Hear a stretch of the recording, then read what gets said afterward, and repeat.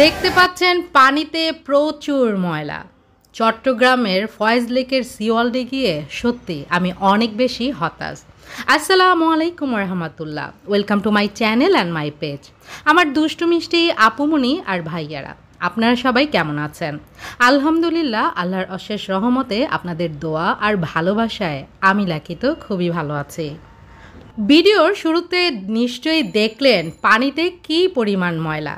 এটি হচ্ছে চট্টগ্রাম ফয়েজ লেকের সিওয়ালডের দৃশ্য। যেদিন আমরা চট্টগ্রাম থেকে সিলেট ব্যাক করব সেদিন ভাবলাম ফয়েজ লেকের এই সিওয়ালডে গিয়ে একটু ফ্রেশ হয়ে তারপরেই ব্যাক করব, কিন্তু সত্যি আমি অনেক বেশি আশাহত হয়েছি। কারণ হচ্ছে এক, এখানের পানির দুরবস্থা, আর এক হচ্ছে এখানে চারিদিকের অবস্থা সত্যি খুবই শোচনীয়।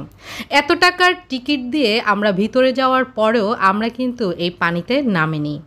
কারণ হচ্ছে এই পানিতে প্রচুর পরিমাণের ময়লা আবর্জনা, এছাড়া এই পুকুরগুলোর একটি অংশ ভাঙা ছিল।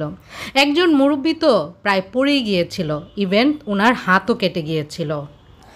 তাছাড়া এখানের এত সুন্দর একটা জায়গার মধ্যে কিছু মানুষ বসে বসে এই পুকুরের পাশে বসে বসে স্মোকিং করছে, বাট ওখানের কোনো কর্তৃপক্ষ কিছুই বলছে না।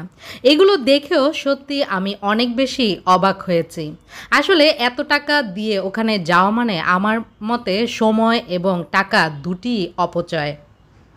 ফয়েজ লেকের পার্কটা যতটাই সুন্দর, সিওয়াল ততটাই পচা। নেক্সট টাইম আর কখনো যাব না।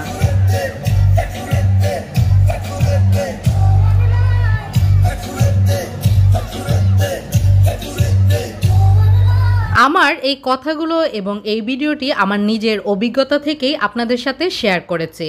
আজ তাহলে এখানেই আমি আপনাদের কাছ থেকে বিদায় নিয়ে নিচ্ছি। আল্লাহ হাফেজ।